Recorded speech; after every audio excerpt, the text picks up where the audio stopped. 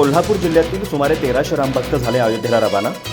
भाजप उच्च आणि तंत्रशिक्षण मंत्री चंद्रकांतदादा पाटील आणि खासदार धनंजय महाडिक यांच्या पुढाकारातून यात्रेचं आयोजन।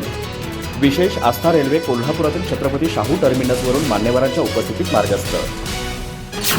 भगव्या टोप्या, भगवे ध्वज, प्रभू श्री रामचंद्रांचा जयघोष अशा उत्साही वातावरणात प्रभू श्रीरामचंद्रांचे शेकडो भक्त विशेष रेल्वेने कोल्हापुरातून अयोध्येला रवाना झाले।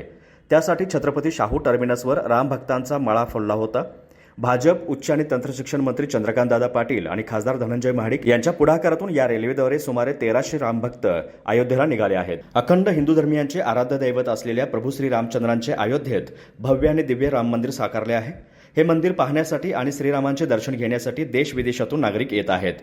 कोल्हापुरातील रामभक्तांना अयोध्येच्या रामललाचे दर्शन अल्पमोबदल्यात घेता यावे या भावनेने भाजप उच्च आणि तंत्रशिक्षण मंत्री चंद्रकांतदादा पाटील आणि खासदार धनंजय महाडिक यांच्या पुढाकारातून कोल्हापूर जिल्ह्यातील विविध गावातील 1300 रामभक्तांना अयोध्येतील राम मंदिराच्या दर्शनाची संधी देण्यात आली आहे।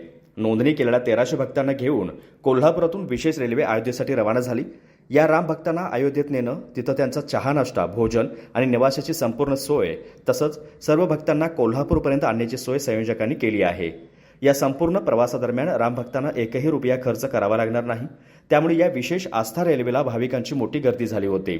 भक्तांसह त्यांचे कुटुंबीय आणि नातेवाईक यांनी सकाळपासूनच रेल्वे स्टेशनवर गर्दी केली होती। प्रभू श्री रामचंद्रांची प्रतिमा असलेले भगवे ध्वज, भगव्या टोप्या, गळ्यात भगवे मफलर आणि भगव्या साड्या परिधान केलेल्या महिला भाविकांनी प्रभू श्री रामचंद्र की जय असा रामनामाचा जयघोष सुरू केला। त्यामुळे रेल्वे स्टेशनचा परिसर राममय बनला होता।